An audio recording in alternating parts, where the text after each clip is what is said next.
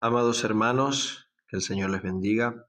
Una vez más, continuamos con nuestro tiempo de devocional en nuestra serie de lecturas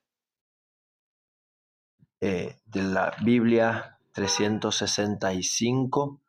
Ahora con nuestro podcast número 35 y vamos a considerar el tema del problema del corazón.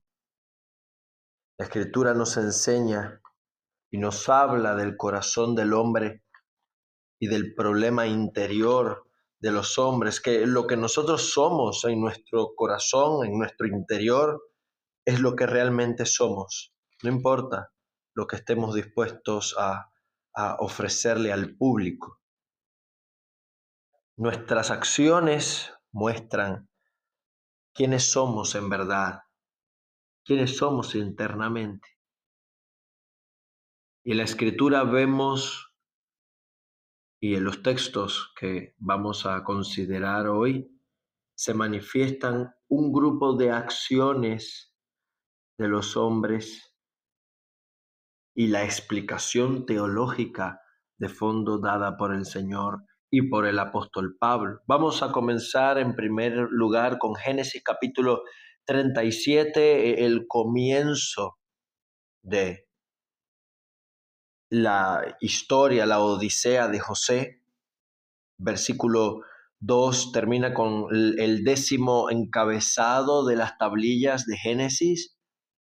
Misma frase que se repite una y otra vez. Libro de la genealogía de Jacob, o la historia de la familia de Jacob. Y narra la historia de José. Se centra su foco en él, el penúltimo de sus hijos, el primogénito que tuvo con Raquel y por ende el favorito de Jacob. Esto nos deja ver mucho cómo era la dinámica de la familia patriarcal. El pueblo de Dios, hermanos, y no era para nada especial, era una familia con muchos problemas.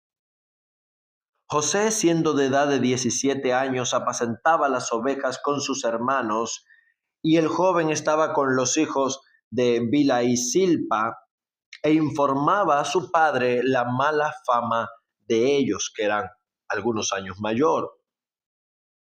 Y amaba a Israel a José más que a todos sus hijos, porque lo había tenido en su vejez e hizo para él una túnica de diversos colores, la túnica que era típica o apropiada para el primogénito.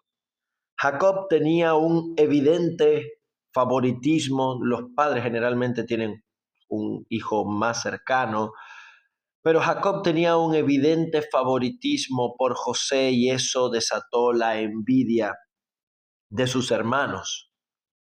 Y José tuvo un sueño, comenzó a manifestar el don de Dios de interpretar de los sueños y su interpretación. Y en ese sueño veía varios manojos de trigo que se inclinaban delante del suyo, los manojos de sus hermanos. Y él se lo cuenta a sus hermanos, y podemos hablar de las intenciones de José al respecto, pero la reacción de sus hermanos es de evidente aborrecimiento. Le aborrecieron aún más a causa de sus sueños y de sus palabras, dice el versículo 8. Y no le podían hablar de forma pacífica. Una vez más, José volvió a tener otro sueño y lo volvió a contar a su familia. 11 estrellas, el sol, la luna, típicos para representar a Israel, al pueblo de Dios. De hecho, vemos la imagen en Apocalipsis 12. Se postraban delante de él. Esto lo cuenta delante de su padre y le disgusta a su padre y a sus hermanos.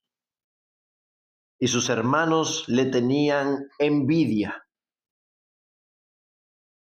Y el verso 4 le añade, y viendo sus hermanos que su padre lo amaba más que al resto, le aborrecían y no podían hablarle pacíficamente. El texto nos está queriendo anunciar un una acumulación de emociones negativas, de odio, de envidia, de ira en contra de José, que termina en una fatal escena cuando su padre envía a José a ver qué tal estaban sus hermanos, los 10 que estaban pastoreando las ovejas, y cuando lo ven llegar, toman la decisión de matarlo. Y habían planeado incluso la coartada perfecta para decirle a su padre que simplemente fue devorado por un animal. Rubén intenta protegerlo y les permite que lo arrojasen a una cisterna con la intención de librarlo. Pero luego a Judá se le ocurre la idea de venderlo a un grupo de madianitas, ismaelitas también, mercaderes que llevaban esclavos a Egipto. Lo vendieron por 20 piezas de plata y así llevaron a José como un esclavo a Egipto y engañaron a su padre diciendo que un animal lo había asesinado. Descenderé enlutado a mi hijo hasta el Seol, dijo Jacob, y lloró su padre.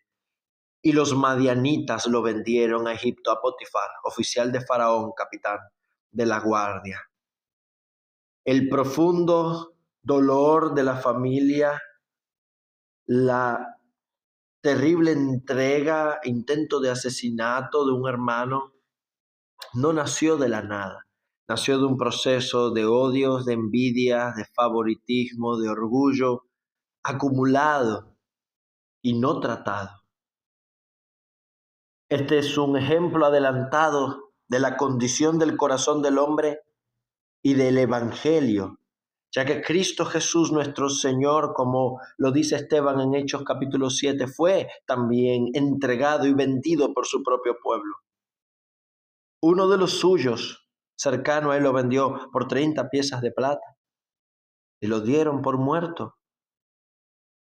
Lo entregaron a los enemigos porque los ismaelitas eran parte del pueblo rechazado. Lo entregaron a los romanos, a los gentiles y terminaron crucificándole por envidia.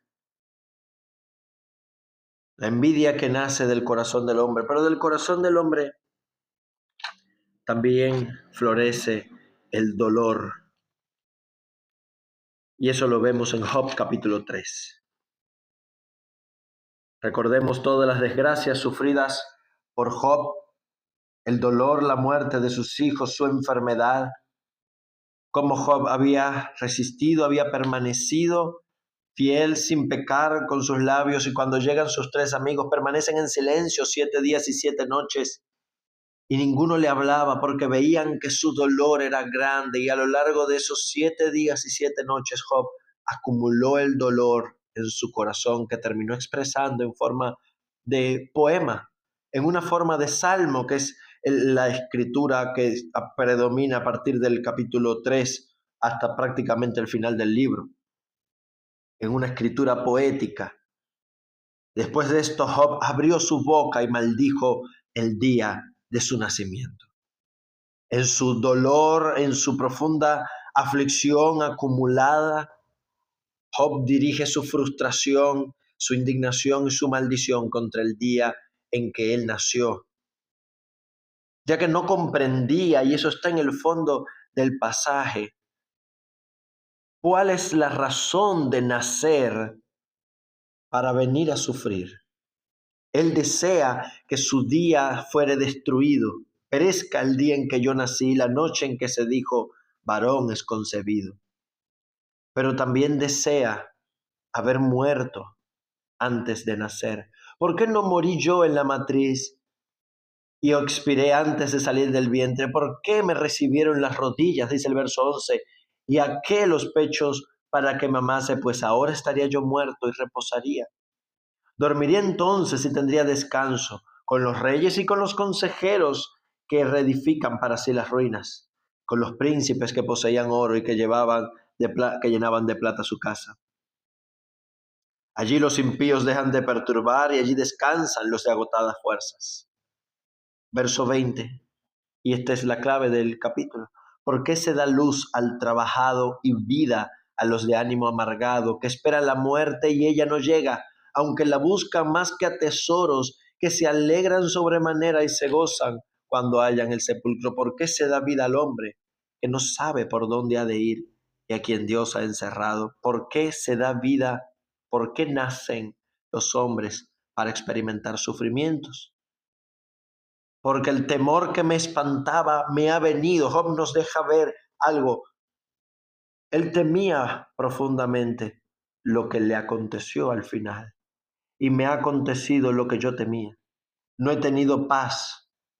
No me aseguré ni estuve reposado. No obstante, me vino la turbación. Fui fiel, fui obediente, fui temeroso de Dios. Y con todo me vino todas estas aflicciones. La misma queja podemos ver en la exposición que hace el rey Salomón en Eclesiastés, o la frustración de Asaf en el Salmo 73 sobre la prosperidad del malvado y el padecimiento de los justos. Ese es el clamor y el dolor que se había acumulado en el corazón de Job. Y no hay ningún problema, amados hermanos, en darlo a conocer, en dejarlo salir, si está allí. La frustración, el desconcierto nos invaden y es bueno expresarlo. Incluso muchos de los diálogos de Job son en forma de oración dirigidas a Dios. No hay ningún problema en ello. El problema es, o estaría si la frustración nos lleva a alejarnos de Dios. Job no comprende, pero permanece. Aguarda y espera en el Señor, pero con su queja deja ver el profundo dolor en su corazón y eso motiva a los diálogos con sus amigos. Entonces el Señor nos habla de la condición del corazón, que es lo que en realidad importa en Marcos capítulo 7. Enfrentando una religión muerta, una religión externa, ritualista de los fariseos y de los ancianos de Israel, que protestaban porque los discípulos no seguían la tradición de los ancianos respecto a comer con las manos lavadas, y no por un tema higiénico, sino que era un tema ritual, y habían hecho temas rituales de otros lavados de vasos para beber, jarros y otros utensilios de metal. Y le preguntaban, ¿por qué tus discípulos no andan conforme a la tradición de los ancianos, sino que comen pan con mano inmunda? Y Cristo los reprende por su hipocresía, porque habían elevado sus tradiciones por encima de la palabra de Dios y habían anulado la palabra de Dios con sus tradiciones. Bien invalidáis los mandamientos de Dios para guardar vuestras tradiciones. Dice Isaías: este pueblo de labios me honra, mas su corazón está lejos de mí, pues en vano me honran, enseñando como doctrinas mandamientos de hombres, porque dejando el mandamiento de Dios os aferráis a las tradiciones de los hombres. Y luego enseña al pueblo que nada hay fuera que entre al hombre que pueda contaminarlo. Lo que sale del hombre es lo que en realidad contamina. Los fariseos y la religión tradicional estaban desenfocados de cuál era el problema. Ellos estaban preocupados por las acciones externas.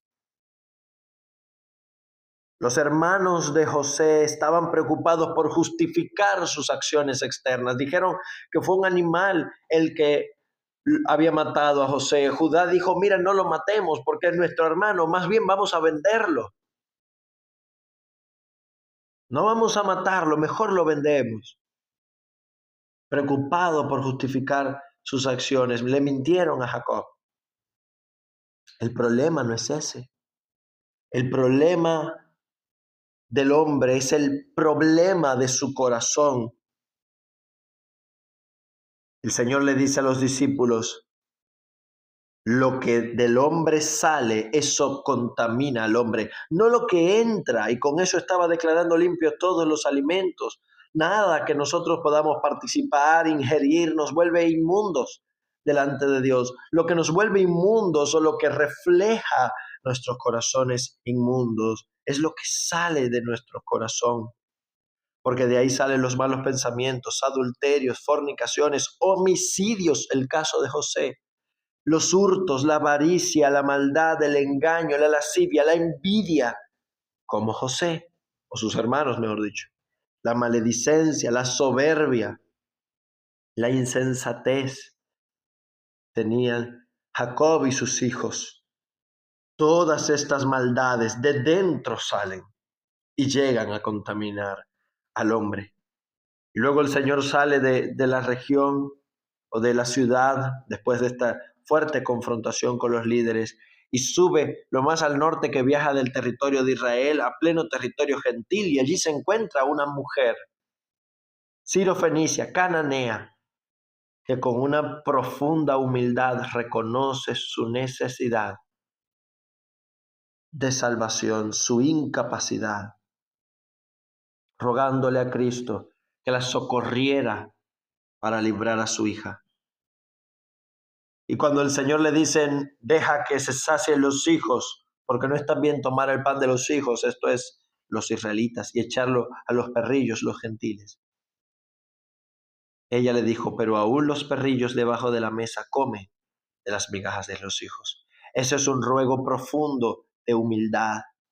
Y entonces él dijo, por esta palabra ve, el demonio ha salido de tu hija. Y en el texto paralelo el Señor la alaba y le dice, mujer, grande es tu fe.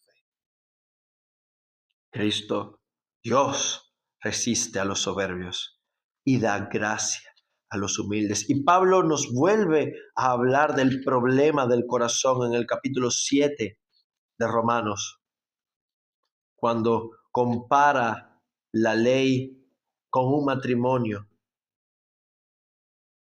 y dice que la ley se enseñorea del hombre, entre tanto el hombre vive.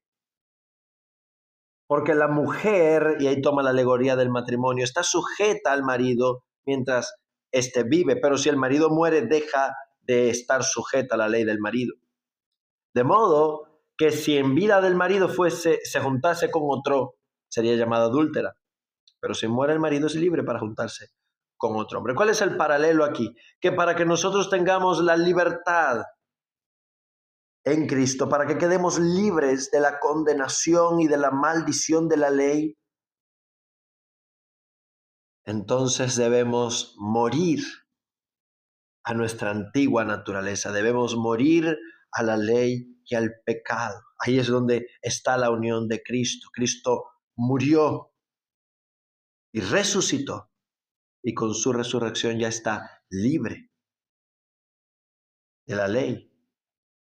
Ahora estamos libres de la ley, y por haber muerto para aquella a la que estábamos sujetos, de modo que sirvamos bajo el régimen nuevo del Espíritu y no bajo el régimen viejo de la letra. Y, ojo importante, habla de la ley ceremonial, no de la ley moral, no de los mandamientos, porque el Espíritu es contrario a la carne y al pecado. Nunca el Espíritu Santo nos va a llevar a satisfacer nuestros deseos pecaminosos, sino a reflejar el carácter santo de Dios, y también nos libra de la condenación de la ley moral. Pero aquí habla específicamente de las ceremonias y rituales, como las tradiciones de los fariseos. ¿Qué diremos?, se pregunta Pablo. ¿La ley es pecado? ¿Acaso estamos diciendo a lo largo de todo esto que la ley es mala? En ninguna manera. Pero el propósito de la ley es enseñarme el pecado, y Pablo nos expone la codicia de su corazón. Yo no conocería la codicia si la ley no me dijera no codiciarás, si no hubiera una prohibición, un mandato. Pero el pecado aprovechó ese mandamiento universal, no codiciarás, para estimular en mí más codicia. La ley es como una enorme lámpara que alumbra en cada detalle de nuestra vida señalándonos todo lo que tenemos mal, todo lo que hemos fallado y anunciando nuestras culpas y nuestra condena. No nos muestra una salida, nos muestra nuestra condición. Yo sin la ley viví en un tiempo, pero venido el mandamiento, el pecado revivió y yo morí. Y el mismo mandamiento que era para vida a mí me resultó para muerte, porque el pecado a través del mandamiento me engañó y por él me mató. La ley es santa y el mandamiento es santo, justo y bueno. La ley es espiritual, pero yo soy carnal. Vendido al pecado, el problema no está en la ley, amados hermanos. El problema no está en el Antiguo Testamento, en la insuficiencia de lo que allí estaba recogido. No, el problema está en el corazón del hombre y la ley no disponía un remedio para eso. El problema está en nosotros y eso es lo que la ley señalaba. El hombre es moralmente, los hombres somos moralmente corruptos, incapaces. Tenemos un problema en nuestro corazón, como habló el Señor, estamos contaminados por todas las cosas que surgen en el corazón y la presencia de la ley lo único que hace es aumentar esa percepción de corrupción.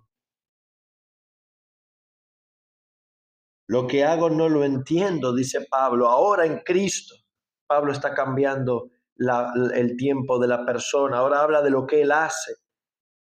Todavía nosotros en Cristo seguimos resistiéndonos a la palabra de Dios y al poder de Dios, porque todavía el pecado continúa morando en nosotros. Yo sé que en mí, esto es en mi carne, no mora el bien.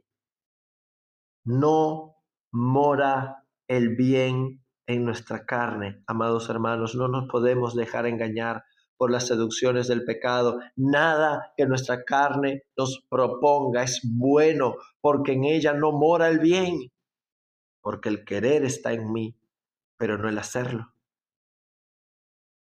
Así que queriendo, teniendo la intención en mi naturaleza renovada, en mi nueva fe, teniendo la intención de agradar a Dios, de vivir para Dios, queriendo hacer el bien, hallo esta ley, este principio gobernante. El mal continúa morando en mí. El mal sigue estando en mí. Ahora estamos en pie de lucha. Ahora hay una guerra en medio de nosotros entre una mente que se deleita en Dios, una mente que entiende la verdad, una mente que es libre de la corrupción y del pecado, y otra ley de los miembros de mi voluntad en mi corazón que me lleva cautivo a la ley del pecado. Oh, miserable de mí, dice Pablo. ¿Quién me librará de este cuerpo de muerte? ¿Quién me librará de esta naturaleza caída que todavía está en lucha y que todavía está contaminando mi cuerpo? Ese es el cuerpo de muerte. ¿Quién me librará de mi corazón que todavía maquina cosas perversas y que no se somete a Dios y que todavía deja salir todas las cosas malas? Los creyentes hemos sido justificados por la fe, pero todavía no hemos sido totalmente redimidos, no nuestro cuerpo. El pecado todavía no ha sido exterminado de nosotros, aunque ya no reina sobre nosotros. Seguimos en lucha. Por eso gracias debemos darle a Dios por medio de nuestro Señor Jesucristo. Gracias al Señor, porque Cristo tiene el poder y ha puesto su espíritu en nosotros y su nueva naturaleza en nosotros, y Él continúa tratando con nosotros, amados hermanos, para transformarnos. El pecado destruye familias, destruye almas, destruye hogares, destruye naciones, todo lo que toca lo destruye. Destruye congregaciones, destruye religiones, destruye a la fe más pura y más sincera. Los líderes de la nación de Israel sinceramente pretendían honrar a Dios, pero terminaron corrompiendo la palabra de Dios y la vida del pueblo con su moralismo y su hipocresía. porque el problema del hombre no son los sistemas, el problema del hombre es su corazón. Pero Cristo nos salva y nos rescata. Oh, amados, que el Señor nos ayude a estar alerta y seguir luchando, perseverando en fidelidad, descansando en Él, para crecer y vencer el problema de nuestro corazón. Que el Señor les bendiga.